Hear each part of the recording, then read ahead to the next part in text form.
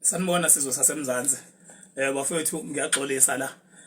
Bengizimisele ngokuthi ngizoba live la kubalandeli bami ku Facebook, kodwa ke akusezukwenzeka ngoba ngibona sekuphithizela kakhulu, sekuvele kwasukuma nesinedolo, kanti mina mangabe ngizokwenza into yami ngifuna ukuthi ibe surprise, ngingayibanga namuntu. Manje ngibona sekuyaphithizela noma cingwane nabo uNgizwe basayibekile phansi, awusazi sekuyisinyova nyova nje. So hayi ngiyahoxa manje bafowethu, ningadinwa.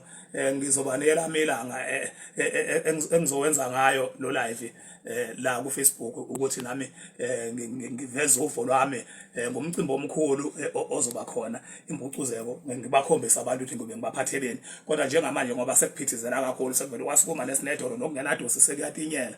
Hayi sengiyahlehla ke ngixolise lapha kugwazela ngoba besike sathi ukuxhumana naye naye engilindele njengoba bengithembisile, ngamshashaya ngathi hayi bengasimina, bese ngiqalile ukusibona lesi sphithiphithi ngingasekho short ngizokwazi ukuthi ngixube naso. So ningixolele kakhulu bafowethu, kodwa ke ngiyanithembisa ukuthi angisazovela nginikela amithuba kahle nje nginikhombisa ukuthi mina ngibe nginiphatheleni. Ngiyabonga kakhulu. Ngigqokile la ijacket, kuyabanda bafowethu. Asiqokeni sifudumaleni singangenwa wonye umona. Ngiyanithanda bafowethu.